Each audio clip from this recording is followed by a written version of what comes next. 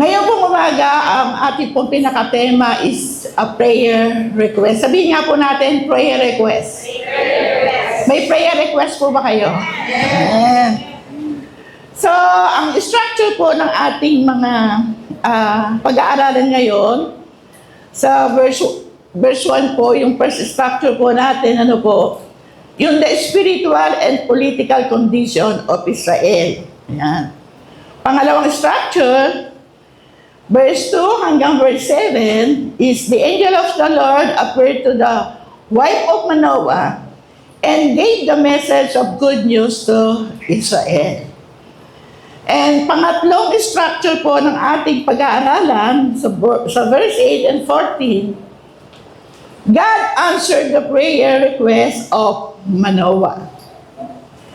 And pang-apat na structure po natin mula sa verse 15 hanggang 20, Manoah and his wife offered a burnt offering to the Lord. And last structure, verse 21 to 25, God fulfilled His promise to Manoah and his wife. Kuha niyo po. So, yan po. Aaralin po natin ang mga kapatid. A prayer request. This month, puro po tayo sa panalangin, di po ba? First Sunday, prayer of healing and deliverance to Abraham and Abimelech and Sarah. Nakita po natin doon na hindi pinayagan ng Lord na maging judgmental si Abraham. At hindi hinayaan ng Lord na mapahawak ang kingdom ni Abimelech. Gumawa siya ng paraan, amen? Na-healed sila, na-delivered sila dahil tinulungan sila ng Panginoon. Second week, prayer of protection. Sino naman ang pinoprotektahan ng Lord doon? Si Moses. Yung mga Israelitang mga reklamador. Amen. Yung mga Israelitang mga reklamador, iyon naman po ang makikita natin kung paano pinoprotektahan ng Lord si Moses habang sila ay naglalakbay. Kasi ang mga Israelites, 3 days pa lang na naglalakbay, nagreklamo na. Ang sabi ni Lord, 40 days eh. Nung magreklamo, naging 40 years. Sabi mo sa kagabi mo, huwag ka reklamo, Lord. Dahil si Lord, nariyan pa rin, kahit magreklamo ka. Amen? Sinagot ba ng Lord si Moises? Yung magreklamo, si Moses nagpe-pray. Sumasagot ang Lord. Amen?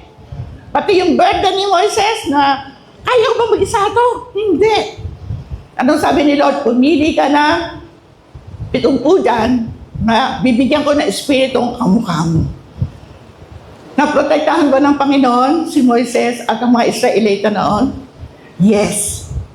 At ngayon naman, ito naman yung ating pag-aaralan. How God works for a purpose. Makikita po natin sa verse 1. Ano po? Yung spiritual and political condition ng mga Israel,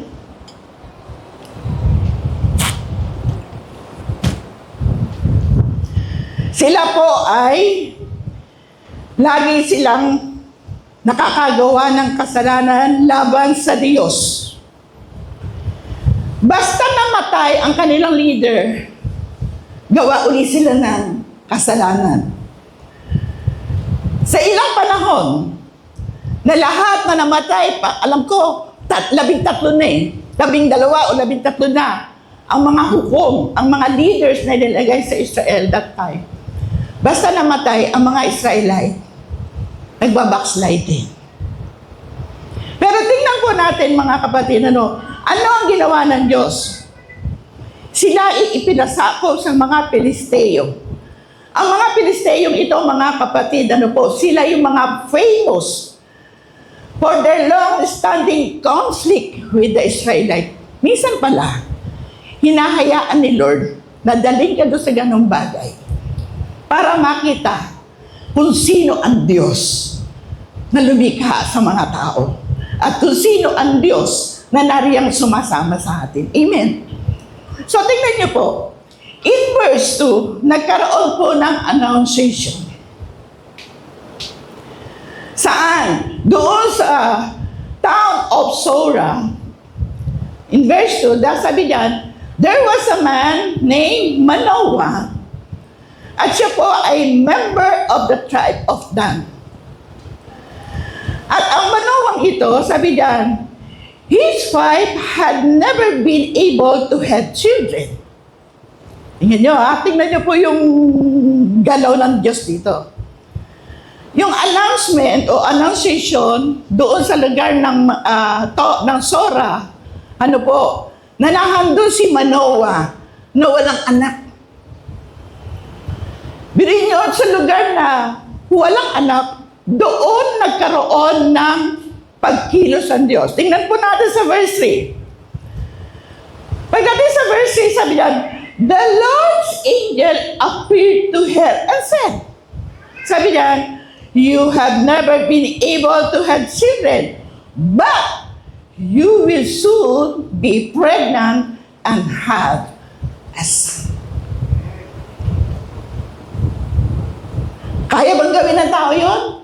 Hindi nga nagawa ni Manoah at saka nung kanyang wife eh. Pero may ipinadala ang Panginoon. Sino yun? Yung kanyang anghel. Tingnan mo katabi mo, anghel ba yan? O, di ba? Ay, di natin masasabi. Mamaya malalaan po natin yan. Ano po? At hindi lang po basta sinabi na magkakaanak siya ng isang lalaki. May kasamang instruction in verse 4 hanggang sa mga susunod na talata. Ang sabi doon, be sure. Be sure not to drink any wine or beer or eat any forbidden food. And after your son is born, you must never cut his hair, because from the day of his birth, he will be dedicated to God as Nazarite. He will begin the work of rescuing Israel from the Philistines. Kung ikaw yun, maniniwala ka. Kung ikaw yung sinabihan ng anghel na ikaw ay magkakaanak, ganong hindi ka nagkakaanak, maniniwala ka ba? Na ang iyong magiging anak, kung ikaw yun ha, ay yung anak mo i-dedicate sa Lord? Ano ang nangyari? Naniwala ba si babae? Yes, in verse 6, sabi na, then the woman went and told her husband. Makita agad natin dito, nang mag-appear ang angel, meron agad action at response si girl. Ang babae, ang sabi po doon sa verse 6, then the woman went and told her husband. Sinabi agad. Nung mag-reveal ang Lord sa pamagitan ng anghel na siya magkakaanak, sinabi agad, naniwala agad. Amen po mga kapatid. At ang sabi po dyan, a man of God has come to me, and he looked as frightening as the angel of God. Sa nito, sabi niya, I didn't ask him where he came from, and he didn't tell me his name. Sa kanyang kasabi ka, nakalimutan na yung tanungin kung saan siya galing at kung ano ang kanyang pangalan. Bakit si babae? Excited. Bakit? May i-reveal ang Lord. Amen po ba? Amen? Ngayon po, makikita po natin dito mga kapatid, ang pagkilos ng Diyos, titignan ko lang po, gusto ko lang po makita po natin ang pagkilos po ng Diyos dito. Ang sabi po sa mga susunod na mga talata, sa verse 7, but he did not tell me but I will become pregnant and have a son. He told me not to drink. Not to drink. Ano po, hindi sinabi ko, maganda. Sorry po.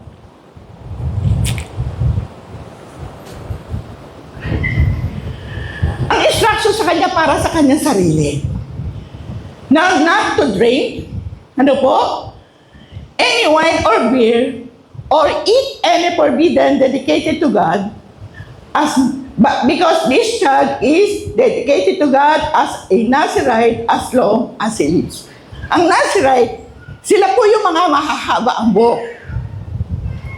Sino ang mahaba buhok sa Bible? Sino? Si Samson. At yan po yung ating pinag-uusapan ngayon. Pagsilang pa lang yan, ha? Pagsasabi pa lang ng manganganak.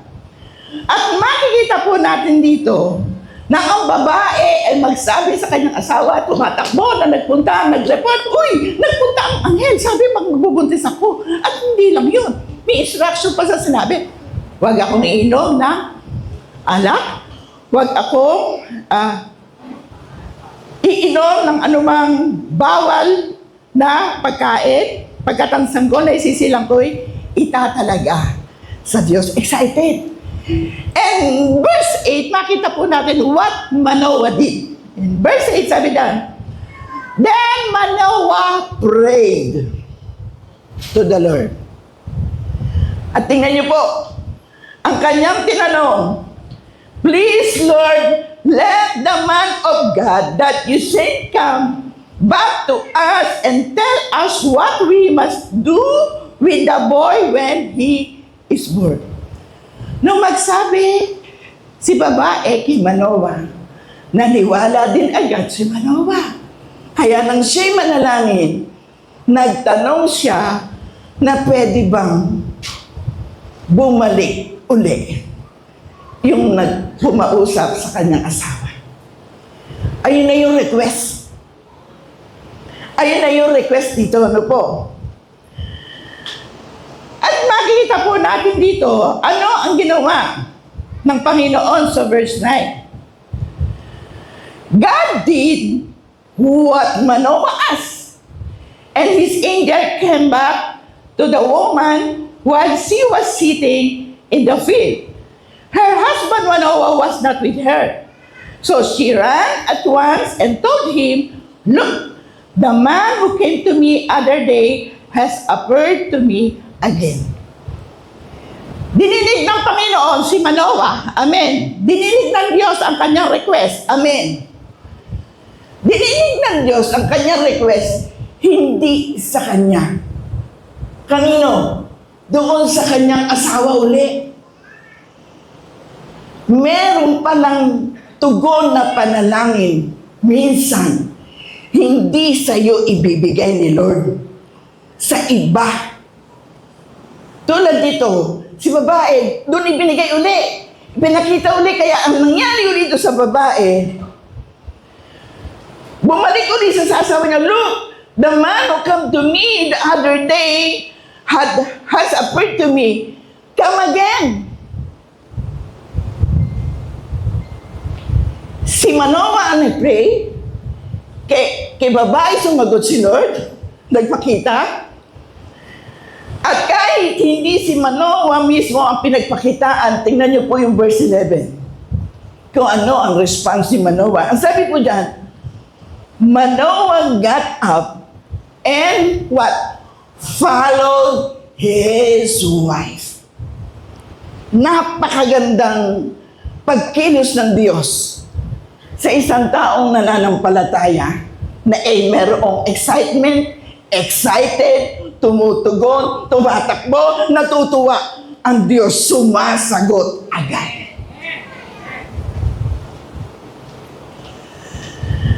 And let us see in verse 11, Manoah got up and followed his wife. He went to the man and asked, as again, a request na naman, are you the man who talked to my wife? And what is the answer? Yes. In verse 12, ito na naman ulit si Manoah. Then Manoah said, now then, when your words come true, what must the boy do? What kind of life must be led? Ang daing request niya, no? Ni Manoah. Oh, ikaw ba yung nagpakita sa asawa ko, yes. Ito ngayon, ano ang gagawin ko ngayon doon sa ipapanganak ng anak ko? Ano ang gagawin niya? To, tingnan nyo no po, sa mga nag-aanak pala, pwede palang sa sinapupunan mo palang, tinatanong mo na kay Lord kung saan gagamitin ang iyong anak. Tama po ba? Ganito po ito nandito eh. At makikita po natin dito mga kapatid, ano po? Hindi sinabi ng angel ng Lord na, yes, agad. In verse 13, pinaalala lang uli ng angel ng Lord. Sabi niya, the Lord's angel answered, your wife must be sure to do everything what I have told her. Anong makikita natin dyan mga kapatid? Yung gusto ng Panginoon, matuto kang umaksyon, matuto kang mag-response, at matuto kang sumunod sa sinasabi ng Diyos sa atin. Amen po ba? Maliwanag po ito mga kapatid. At ng verse 14, sabi dyan, she must not eat anything that comes from the grapevine. Inulit po ulit kung ano yung mga bawal kainin. Pangalawang beses, amen? Pangalawang beses na sinabi. And verse 15 and verse 16, sabi doon, not knowing that it was the Lord's angel, hindi pa alam ni Manoah na angel pala ni Lord yung kanyang kausap, pero meron na ulit siyang ginawa. Ang sabi po niya, not knowing that it was the Lord's angel, Manoah said to him, please do not go yet. Let us cook a young goat for you. Oh, matindi itong ano na to, no? Matindi itong galawan ng Diyos na ito sa buhay na ito. Tingnan mo, no? Wala pa yung sanggol. Ano ang ginawa ni Manoah? Wait! Sabi doon sa Lord's angel, huwag ka munang aalis. May pagluluto muna kita na isang batang kambing. Nandun na agad yung response doon sa ginawa ng Diyos sa Kanya. Amen po ba? Nakukuha niyo po ba yung sinasabi ko mga kapatid? Sabi mo sa katabi mo, huwag kang late. Huwag kang late sumagot para agad din ang sagot. Tama po ba mga kapatid? Ito po yung nakikita ko dito eh. Kasi nagre-response agad. Ngayon po, ang sagot ng angel doon sa verse 16, but the angel said, if I do stay, I will not eat your food. But if you want to prepare it, burn it as an offering to the Lord. And Manoah replied in verse 17, tell us what your name, so that we can honor you when your words come true. Nakita niyo po ba yung conversation ng prayer at saka ng request sa sugo ng Panginoon sa kanila? Nandun agad yung kanilang sagutan. Nandun agad yung pagkilos. Amen po mga kapatid. At doon, makikita natin mga kapatid, na ang sabi ng anghel, kaya pala ayaw niyang kainin yung ihahanda ni Manoah. Ang sabi niyan, hindi ko yan kakainin. At doon ko nakita rin, iba talaga ang pagkain sa langit. Kasi pagkain dito, goat eh. Hindi ka mukha nung mga tatay ni pastor, yung lahat na mag-alay kayo ng pata, mag-alay kayo ng manok, tapos sila din yung kakain. Kaya sabi ni pastor, kaya sila karayuma. Pero ito po, nakita natin yung pagkain na kang sabi niya, hindi ko yung kakainin. Ang maganda mong gawin, sabi niya, sunugin mo yan para sa Diyos. Another offering na naman. Makikita natin dito mga kapatid, na ang isang pangyayari na ang Diyos nagre-reveal. umaksyon ka agad kung ano yung sinasabi sa iyo. Ipanalangin mo at itanong mo sa Diyos, Lord, ano ang gagawin ko dito? Pagkatapos noon, Lord, ito yung alay ko sa iyo. Ito yung offering ko sa iyo. Amen? Amen po ba mga kapatid? Palakpakan nga po natin ang Panginoon. Wala pa ano na pa lang ito. It is a preparation pa lang to. A purpose pa lang ito mga kapatid. Tayo, ito na eh. Amen? For a purpose pa lang ito. Tayo, ito na mga kapatid. Ngayon, tumugon ulit si Manoah sa verse 19. Manoah took a young goat and some grain and offered them on the rock altar to the Lord who works wonders. And while the flames were going up from the altar, Manoah and his wife saw the Lord's angel. Doon pa lang niya na-realize nung makapaghandog na. Doon pa lang nila na-realize na ang kausapan nila ay, Lord's angel. Kasi bakit? Nakita nila go up toward heaven in the flames. And Manoah realized then that the man had been the Lord's angel. And he and his wife threw themselves face downward on the ground. They never saw the angel again. Sunod-sunod yung ginawa. Ni-revealed, nag-appeared ang Panginoon, tumugon ang babae, nag-request si Manoah, kay babae ibinigay, binalita ulit ni babae, bumalik yung request mo, naniwala uli, anong sumunod? Nag-offer na pagkatapos doon sa angel, para ikaw ay aming mapasalamatan. Ang sabi ng angel, kay Lord mo, gawin iyan. At nang gawin nila sa Panginoon, sila ay sumamba. Nag-offer ng pasasalamat sa ating Panginoon. Ano ang ginawa ng Diyos? Sabi po dyan sa verse 23. Verse 22, sabi po ni Manoah, naku, Manoah, say to his wife, we are sure to die because we have seen God. Di ba si Moises, sabi ng Lord, huwag mo akong titingnan, mamamatay ka. Ngayon, nagtrabaho na naman ang isip nila. Ang sabi niya sa 23, wisdom from the Lord, but his wife answered, if the Lord had wanted us to kill us, He would not have accepted our offerings. And He would not have shown us all this or told us these things at this time.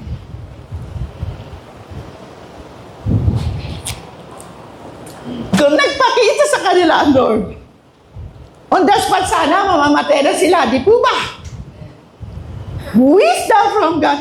Ay, kung si Lord ngayon, dapat di na tinanggap yung offering natin.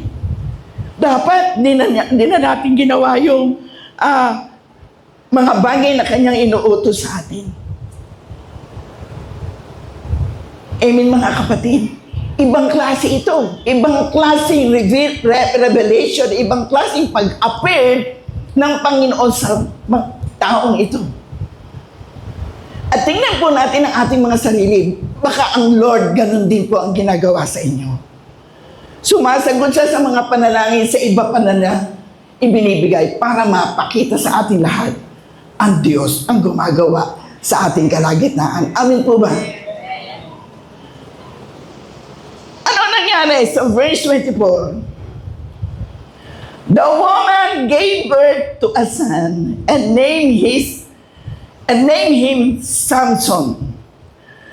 The child grew and the Lord blessed him. Verse 25, and the Lord's power began to strengthen him while he was between Sora and Esau in the camp of Dan.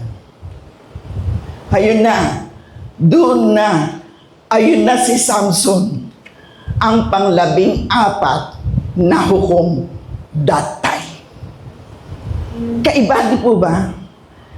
Kaiba, hindi po ba? Parang ganito lang. Sino dito naniniwala? Si Pastor Robert ipinanganak para sa atin.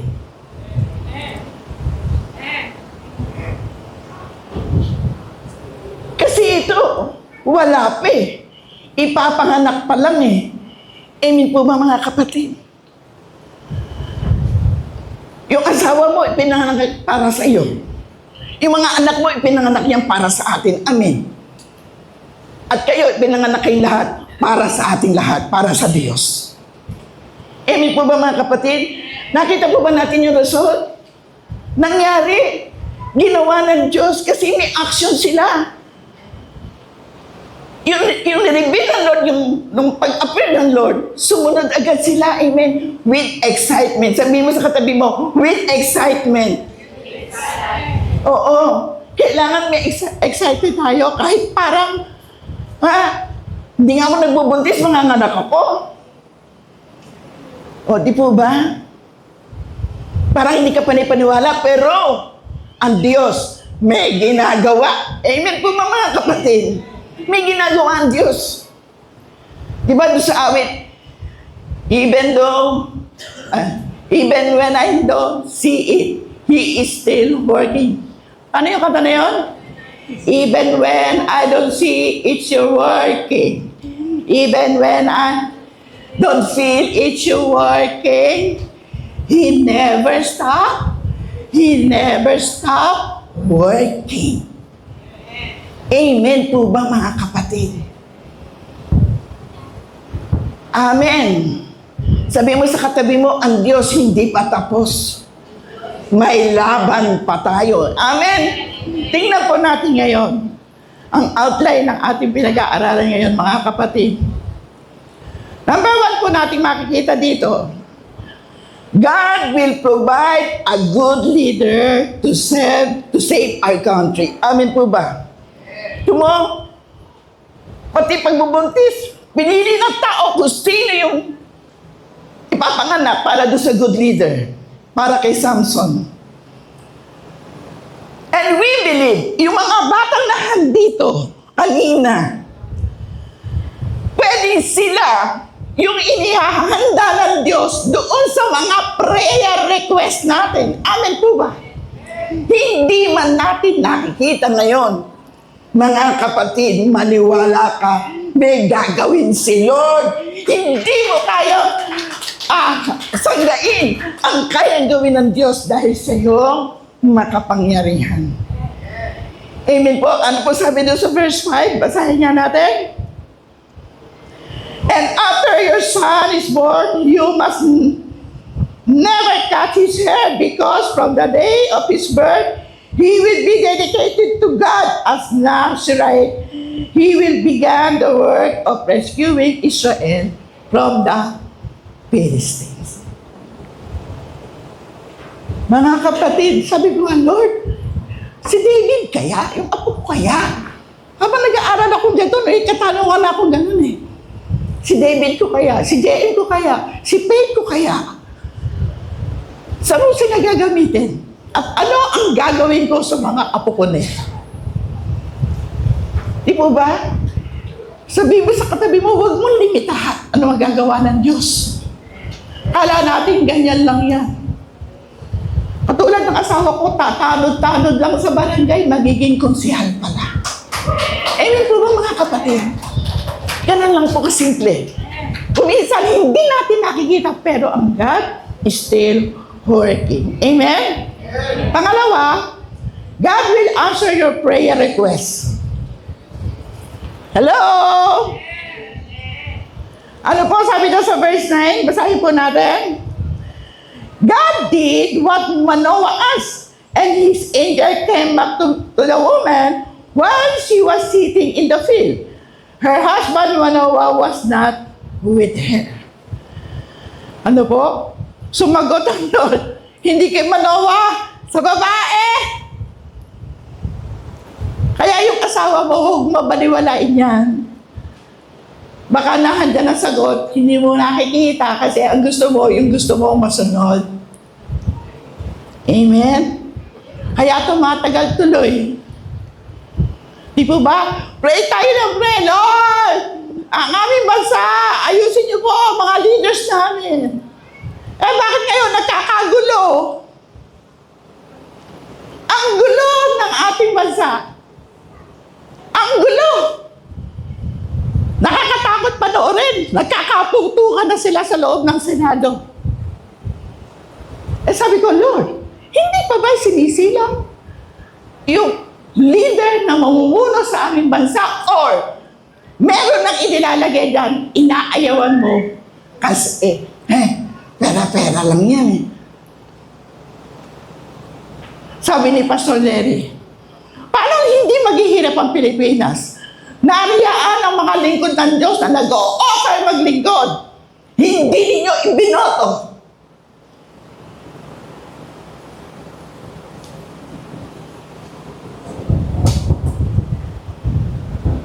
Kaya ayan. And let us see.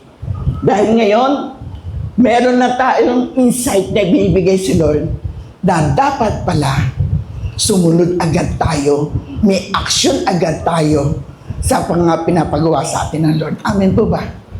Amen. Pangatlo, ang sabi nyo dyan, God will fulfill His promise to you. Di ba? Sabi doon sa verse 24 and 25, the woman gave birth to a son and named him Samson. The child grew and the Lord blessed him.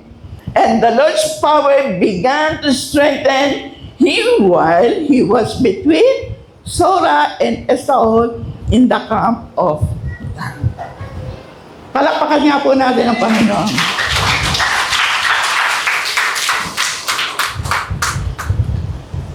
Kayang i-fulfill ng Lord ang ating mga request. Amen.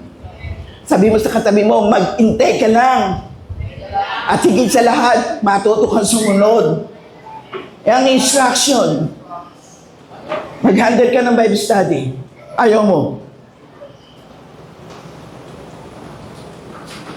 Kapatid, pupunta ka sa Palayan City. Layo. Ang mahal ng gas. Pero may good news ako sa inyo, mga kapatid. Sabihin mo sa akin, ano yun? For the third times na nagpunta po sa Palayan, pangalawang time na nandun kasama ko. Ang huling pag-uusap, ayusin nyo sa munisipyo ang titulo ng inyong lupa.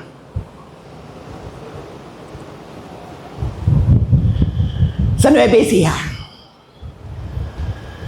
Nung bumalik sila Ate Wela, kundi Martes, Miyerkules, hindi na nila naantay na sila makauwi. Nanay, busy ka po ba? Hindi anak, bakit? Excited kami eh. Na ano? Na mag-report. Sige, anak, sabihin mo na. Nanay, ayos na po ang ating mga lupa sa Palayan City. Sabi ni Pastor Ray, Pastora, parang mga anghel agad ang dinatnan namin doon. Bakit yun nasabi? Kasi parang may connected sa akin ituturo. Sabi ko po ay pwede po bang makausap namin yung kapitan? Yung pala, ang kausap niya, mismo ng kapitan. At ang sabi sa kanila, baguhin nyo na ang lupang yon. Ano yung pagbabago? Lagyan nyo na ng CR, lagyan nyo na ng kung ano, lalagyan nyo dyan na church, at magsimula na kayo. At hindi natin kayang sabihin, sabi na, nung mayor at saka nung kapitan, na baka yung magde-develop dyan, pag nakitang church iyan, ibigay na lang sa inyo.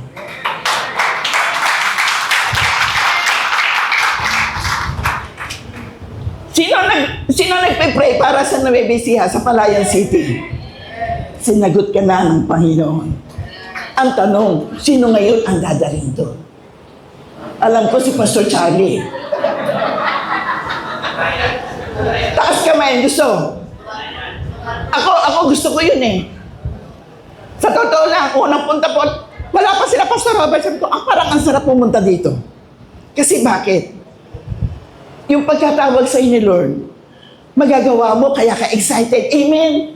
Kahit ito yung edad ko nito, kaya ko pa. Amen po ba mga kapatid? Sumasagot ang Diyos. Amen. Purihin ang Panginoon dahil ang ating Diyos ay tapat. Magpakatapat lang tayo sa Panginoon. Amen po ba? Ano ang theology ng ating text? Sino si Lord? God listen to your prayer. May kaya lang ako, maging masunurin tayo. Amen. Pag sinabi, yes, amen, Lord. Ayun, darling, may sinabi si Lord. Buti na lang, lagpas na ako doon. Pag may sinabi ako dati kay Kuya Nestor, pare-parehas lang yan. Pare-parehas lang yan, huwag kang masyadong magpakadalubhasa. Kasi ayaw niya ako paalisin. Sana anong time na, siguro mas maraming church. Nauudlot pagka hindi nagre-response. Amen! Sabi mo sa katabi mo, huwag pa udlot-udlot ang iyong pasya. Sabi mo, now na! Oo, now na. Hallelujah! Pangalawa, God answers your prayer. Ako, nung sinasabi na Ate Wela, tumili talaga ako eh. Well, ano pa yun ha? Masakit pa lalamunan ko ng that time. Sabi, Nanay, parang hirap na magsataon at maga ang aking lalamunan. Pero hindi ko kayang pigilin yung nararamdaman kong gala. Nakulang ko na lang, sambahin, Lord, thank you. Lord, thank you. Kamukha ng ginawa ni Manoah at ang kanyang asawa. Baka nga nandiyan ang prayer request mo. Sinasagot ka naman ni Lord. Hindi ka nga sumasamba naman. Kaya ka lang sasamba pag Sunday. Eh, pag sa bahay, sino sumasamba pag nasa bahay? Woo! Sino? Oh, di ba? Kahit ikay naglalaba, kahit ikay namamalansya, kahit ikay nagluluto, o kapo, God is so good. Hindi pa ako nasihan, naglalaba ako, kinuha ko pa yung gitara, God is so good.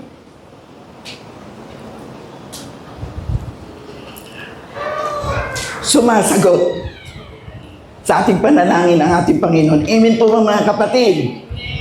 And number 3, sa theology of the text, God fulfilled His promise. Palakpakan po natin ang Panginoon. Ano ang kailangan mong gawin? You must accept the message of God. You must confirm the message of God. Kinonfirm ni Manoah, di po ba? You must pray to God for the fulfillment of His promise. You must honor God by giving your best offering and worship. Po pwedeng sinasagot ni Lord ang ating mga requests. Pero hindi ka nag-o-offer kay Lord. Sabi mo sa katabi mo, may kulang ka pa na gawin. Amen po ba?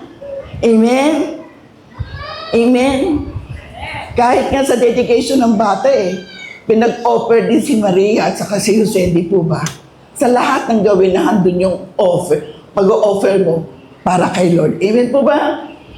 And last, you must honor God by giving your best offering and worship to God.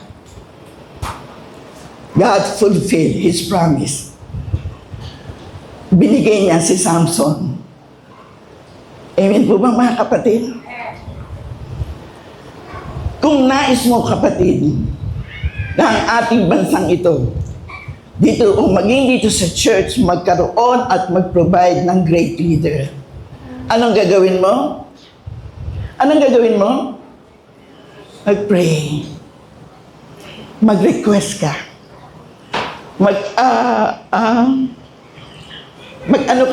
Mag-gesture ka. Lord, Sa mga gusto pa mag-anak, Lord, yung magiging anak ko. Lord, tulad ko, ito bang apo ko? Mag-gesture ka na. Itanong mo na si Lord para si Lord mag-reveal kung ano ang gagawin natin. Amen po mga kapatid. Ngayong umaga,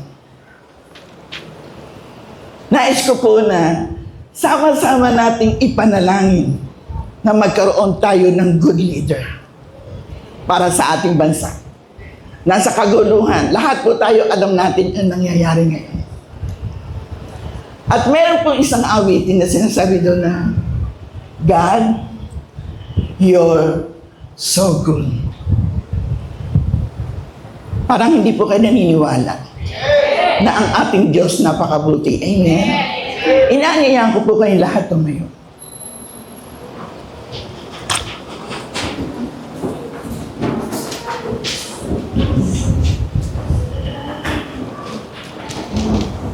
Gusto ko po na bago tayo manalangin, awitin natin ito sa Panginoon, yung kamangha-manghang pag-ibig ng Diyos sa kabila ng mga pagsalamsam, sa kabila na nariyan na si Lord, ibinibigay na ni Lord, tumatalikod pa rin. Pero si Lord hindi nagsasawa. Napadalahanan tayo, nahanguin tayo doon. Gumagawa at gumagawa siya ng kaparaanan, mga kapatid. Kaya tayo lahat na narito, may pag-asa pa tayo. Amen. Bagamat dumadanas ang ating bansa ng ganyang kalagayan, gusto ko lang pong makita ninyo yung amazing love na patuloy na kumikilos sa ating mga buhay para yung kabutihan ng Diyos makita po natin. Amen? Kung alam niyo po yung awitin, pangunguna po ng ating mga worship leader, hallelujah.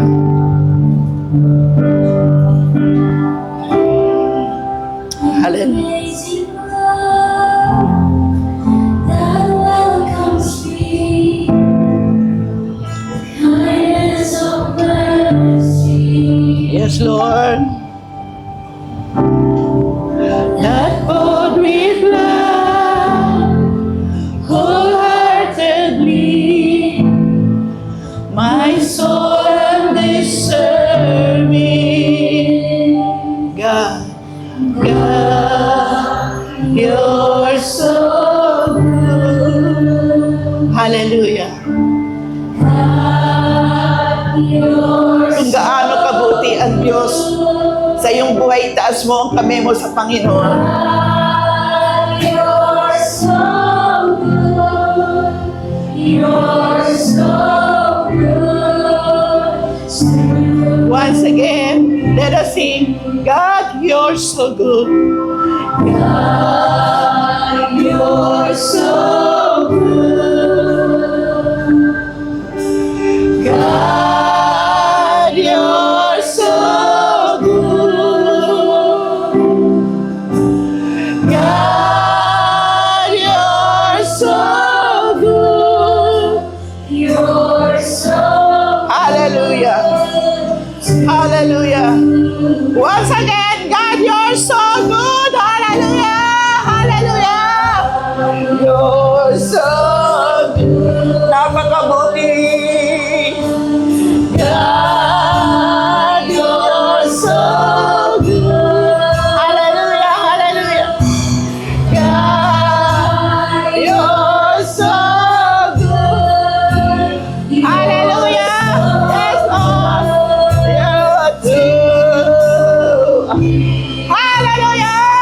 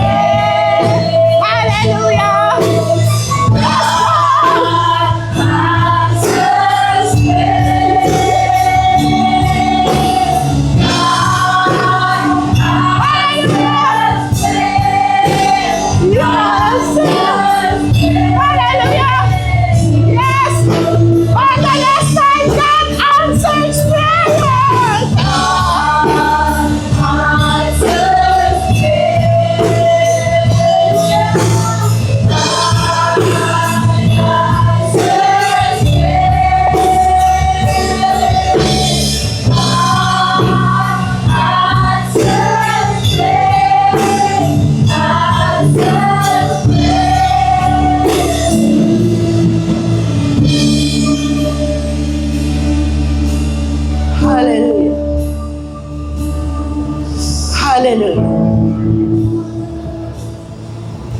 Kapatid, ang Diyos walang duda na sumasagot. Huwag mong pagdudahan ang iyong gagawin sa oras na ito. Huwag mong pagdudahan yung ipinapanalangin mo. Tinitiyak ko sa inyo mga kapatid, gagawin niya ng Diyos para sa ating ikabubuti. Yung hinihiling mo ngayon, lahat tayo, meron tayong mga kahilingan ngayon sa Diyos. I-assured mo na kapatid, na matatanggap mo yan at gagawin yan ng ating Panginoon. Kung ang Diyos, ipapanganak pa lang, may ginagawa na, tayo pa kaya ngayon? Tayo pa kaya ngayon? Na pinupunuan ng pag-asa ng ating Diyos sa mga salita niya. Tingnan din natin mga kapatid, baka yung ating mga hinihiling sa Diyos, tayo rin ang nagiging dahilan kung ba't hindi natin ito natatanggap. Ngayon kapatid, hinihiling ko lahat tayo manalangin sa Panginoon para sa ating pamilya, para sa ating bansa, para sa ating community. Sige po mga kapatid, ito na yung time natin para sa Diyos. Ang Diyos kaya kang sagutin. Ang Diyos napakabuti. Hallelujah. Opo, Panginoon. Patuloy namin pinagkakatiwala sa iyo ang aming mga buhay. Walang nakakaalam kung ano ang aming bukas. Hindi maganda ang kalagayan ng aming bansa, Panginoon. Sila nag-aaway-away. Pero Lord, we believe meron kang nakalaan, Panginoon. Hindi mo pababayaan dahil narito kami na nagre-request sa iyo. Narito kami na duwadapit sa iyo, Panginoon. Hallelujah. Tumutugon, sumusunod, Panginoon. Kahit napaka-imposible, pero ginagawa mo yan sa amin, Panginoon. Hallelujah! Hallelujah! Napakabuti mo sa amin, Panginoon. Katagpuin niyo po, Panginoon, ang mga kahilingan namin lahat ngayon, Lord. Hindi mawawala ng kabuluhan ang umagang ito para sa amin, Panginoon. Bakit itinuro mo kung ano ang dapat namin gawin. Maraming salamat sa Diyos na napakabuti.